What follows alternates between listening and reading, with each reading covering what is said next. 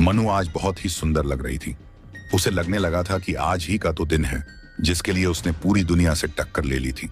आज ही का दिन तो था जिसके लिए उसने घर वालों से बहस की थी, दोस्तों से बैर लिया था। आज ही का दिन तो था जिसके लिए वो घर छोड़ आई थी। आज रोहन के साथ उसकी शादी थी, एक ऐसी शादी जिसमें वह खुश तो थी लेकिन अपने परिवार की कमी उसे खल रही थी। कुछ दोस्तों ने मिलकर उसका कन्यादान किया और मनु ब्याह गई।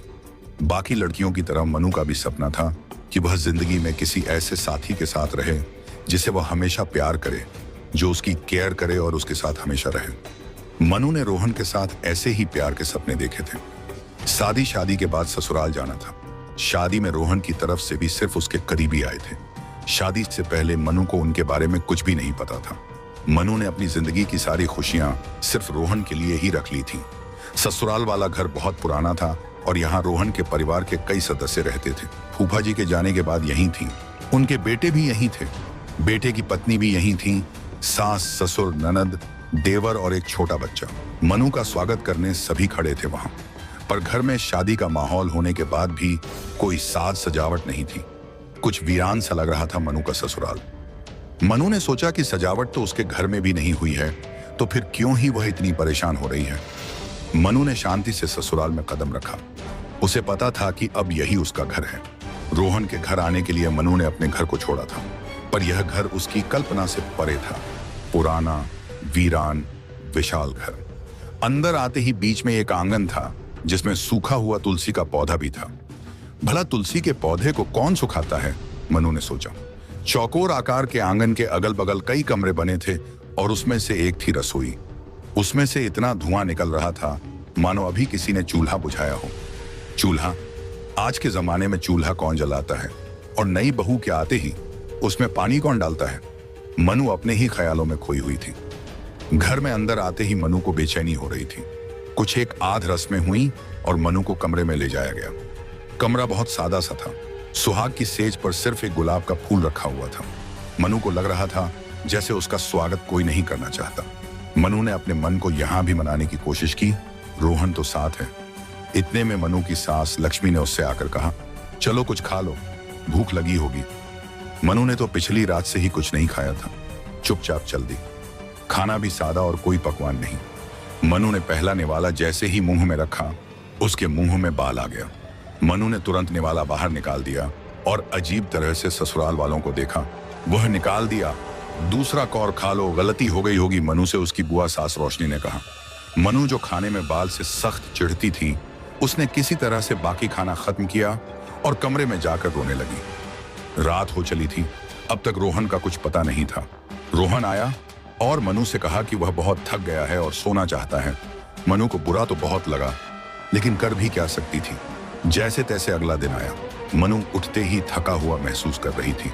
उसे नीचे जाकर पूजा करनी थी, लेकिन पूजा घर इतना वीरान जैसे वहां कुछ होता ही ना हो। तुलसी के सूखे पेड़ में ही उसने जल दे दिया। इतनी देर में वह बच्चा आकर मनु के पास खड़ा हो गया। मनु को अभी तक पता नहीं था कि यह किसका बच्चा है। उसका स्वागत करने के लिए दरवाजे पर तो यह खड़ा था, लेकिन उसके बाद से यह कहीं दिखा नहीं था। हाफ पैंट पहने, चेक वाला शर्ट, काले जूते और जमे हुए बाल, देखने में एकदम भोला भाला। मनु ने तुलसी की पूजा खत्म की और वह भाग गया। जाने कहां चला गया। फिर मनु की बुआ सास रोशनी वहां आई और उसे डांटने लगी। तुमसे किसने कहा इस पौधे को जल देने के लिए? तुम नई बहू हो तो नई रहो, भला नए रीति रिवाज क्यों बना रही हो? उन्होंने कहा। पर बुआ जी, तुलसी को जल देना तो नया नहीं है, और क्या पता यह पौधा फिर से हरा भरा हो, मनु ने कहा। लेकिन बुआ ने उसे बीच में ही रोक दिया। यह पौधा हरा नहीं हो सकता, इसे ऐसे ही रहने दो। बुआ इतना कहकर वहां से चली गई। मनु को बहुत अजीब लगा और फिर वह कुछ बोले बिना चली गई। थोड़ी देर में सबको पता चल गया कि मनु ने तुलसी को पानी दिया है। रोहन से साफ तौर पर उसे मना कर दिया कि ऐसा नहीं करना है। रोहन इस बार गुस्से में था और कह रहा था कि मनु को इतनी आजादी नहीं कि वह ऐसा कुछ भी करे। मनु की आंखों में आंसू थे और ससुराल वाले बहुत अजीब व्यवहार कर रहे थे। सबके पीछे खड़ा वह बच्चा फिर मनु को रोते हुए देखे जा रहा था। मनु ने उसकी तरफ देखा तो वह भाग गया। तुम एक बात समझ लो, उस तुलसी के पेड़ से दूर रहना, खबरदार जो उसके करीब भी गई, सास ने कहा। मनु ने चुपचाप हाँ में सिर हिला दिया और रोहन की तरफ देखा। रोहन जो शादी से पहले इतने वादे किया करता था, वह एक ही दिन में इतना क्या बदल गया। शाम तक मनु ने कुछ नहीं खाया तो बुआ जी की बहू उसके लिए खाना लाई। परेशान ना हो आप भाभी, ठीक है आपसे गलती हुई, आगे से ऐसा ना करना, उसने कहा। स्वाति नाम था उसका और वह अकेली थी जिसने इतने समय में मनु से प्यार से बात की थी। मनु रो पड़ी, लेकिन किसी तरह स्वाति ने उसे खाना खिलाने पर जोर दिया। इस बार पहला निवाला लेते ही मनु के मुंह में कंकड़ आ गया। शायद हमें खाना बनाने वाली अम्मा को निकालना पड़ेगा, रोजाना ऐसा हो रहा है, स्वाति ने झेंपते हुए कहा और मनु को कहा कि बाकी खाना खा ले। स्वाति कमरे से जा ही रही थी कि मनु ने उससे पूछा, आपका बेटा कहाँ है? स्वाति मुड़ी और एकदम चौंक गई। बेटा? मेरे तो कोई बच्चे नहीं है, स्वाति ने कहा। फिर वो बच्चा कौन है जो यहाँ घूमता रहता है? मनु ने पूछा। कौन बच्चा? भाभी लग रहा है आप सपना देख रही हैं, स्वाति ने बहुत अजीब सी स्माइल के साथ कहा। मनु को समझ नहीं आ रहा था कि ऐसा क्यों, पर मैंने उस लड़के को कई बार देखा है, मनु ने जाती हुई स्वाति से कहा। स्वाति ने अब थोड़ी गंभीर टोन में कहा, हो सकता है आपने काम वाली के बेटे को देखा हो, हमारे घर में रोहन भैया के बाद कोई बच्चा नहीं हुआ। इतना कहकर स्वाति वहां से चली गई। मनु थोड़ा अजीब महसूस कर रही थी। रोहन के बाद कोई बच्चा नहीं हुआ, ये क्या बात थी कहने वाली। रोहन फिर मनु के पास आया। मनु ने रोहन की ओर देखा और फिर मुंह फेर लिया। रोहन ने मनु की नाराजगी समझ ली थी। रोहन मनु के पास आया और प्यार से बोला, मनु देखो ऐसा होता है शादी के बाद, मैं ज्यादा समय नहीं दे पा रहा हूं तुम्हें, पर क्या करूं, इतना ज्यादा काम था बाहर भी। अच्छा तुम इतना बुरा मत मानो, चलो हम चलेंगे कहीं, शाम को तैयार रहना। रोहन के जाते ही मनु थोड़ी सी खुश हो गई। यकीनन इसी पति के लिए तो घर छोड़कर आई थी वह। मनु के बारे में जानकर अच्छा लग रहा था, लेकिन साथ ही बुरा भी लग रहा था। मनु को घर की याद सता रही थी, उसका पग फेरा नहीं हुआ था। मनु की खुशियां अब इसी घर से जुड़ी हुई थीं, पर मनु ने मन को मनाया और उठकर बालकनी में चली गई। फिर बालकनी के पास से दूर जाती हुई रोहन की गाड़ी को निहारने लगी। अचानक उसने देखा, एक बार फिर से वह बच्चा सड़क के पास दिखा। कामवाली का बच्चा सोच मनु ने नजरअंदाज कर दिया। मनु नीचे आई तो सास लक्ष्मी और बुआ रोशनी दोनों ही एक दूसरे से कुछ गुपचुप बात कर रहे थे, लेकिन मनु के आते ही चुप हो गए। सास के हाथ में काला धागा था जिसे वह सिंदूर से रंग रही थी। उसे देख मनु को थोड़ा अजीब लगा। यह धागा तुम्हारे लिए है, तुम्हारी बुरी ताकतों से रक्षा करेगा, इसे पैर में बांध लो, किसी की नजर भी नहीं लगेगी, लक्ष्मी ने कहा। मनु ने चुपचाप वैसा ही किया जो सास ने कहा था।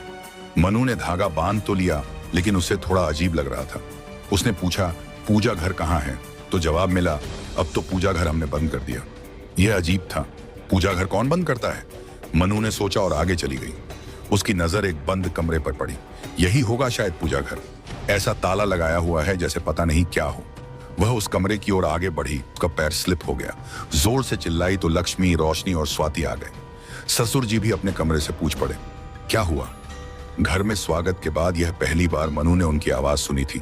तीनों महिलाओं ने मनु को किसी तरह से ऊपर अपने कमरे तक पहुंचाया।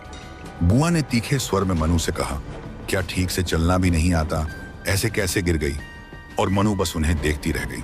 मनु चुपचाप अपने बिस्तर पर लेट गई। ये कहाँ आ गई थी मनु? उसने तो ऐसा नहीं सोचा था। रात में वह रोहन से सारी बातें कहेगी।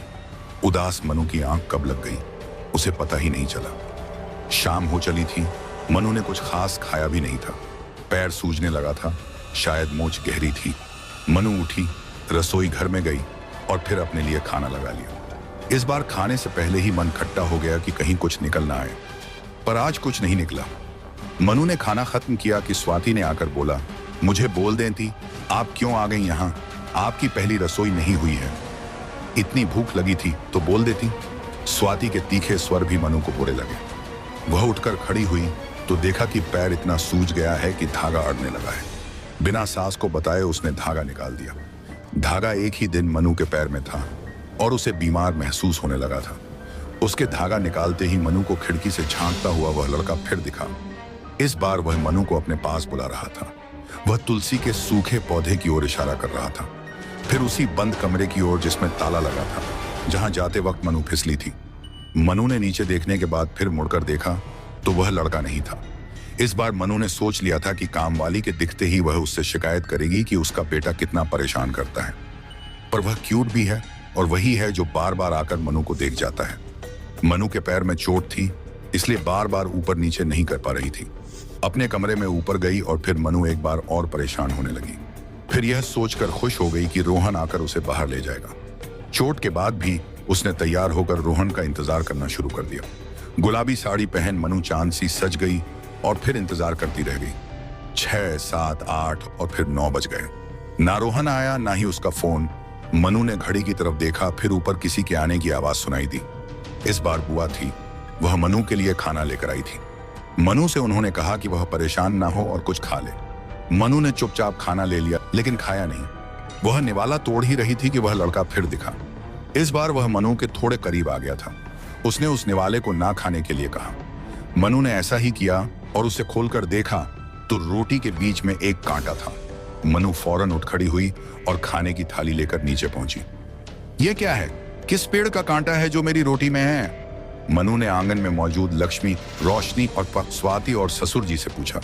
अरे वो काम वाली। लक्ष्मी कुछ बोलती उससे पहले ही मनु ने थाली फेंकी और किचन में चली गई। उसने देखा कि उसका खाना अलग था और जो बाकी लोगों के लिए रखा था वह अलग। क्या आप लोग मुझे मारना चाहते हैं?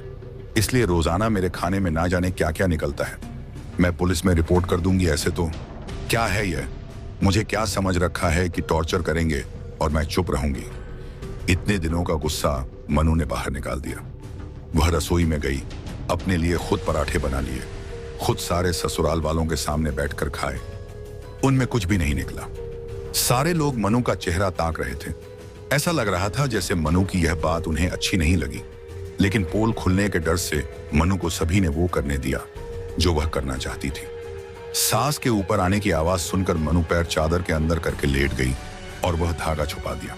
सास ने कहा, देखो अब हम और ध्यान से खाना बनाएंगे। वो हमें लग रहा था तुम्हें कुछ स्पेशल खिलाएं इसलिए अलग बन रहा था।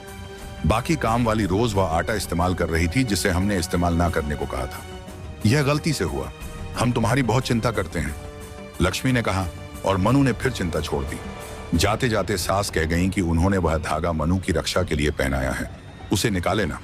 दोस्तों, वह बच्चा कौन है जो मनु को बार बार दिख रहा है, पर यह धागे पर इतना जोर क्यों दिया जा रहा है? वह बच्चा कौन है जिसने मनु को कांटा खाने से बचा लिया? आखिर उस बंद कमरे में क्या है? वह तुलसी की पूजा अभी भी क्यों नहीं कर सकती? यह सब जानिए हॉन्टेड ससुराल पार्ट 2 में। दोस्तों, यह कहानी फिक्शन है और ब्लैक फॉग रेडियो किसी भी तरह के काले जादू और भूत प्रेत की बातों को प्रमोट नहीं करता है। यह कहानी सिर्फ एंटरटेनमेंट के लिए है। दोस्तों, ऐसे ही और भी रोमांचक कहानी देखने सुनने के लिए हमारे इस वीडियो को एक लाइक और चैनल को सब्सक्राइब जरूर से करें। जय हिंद।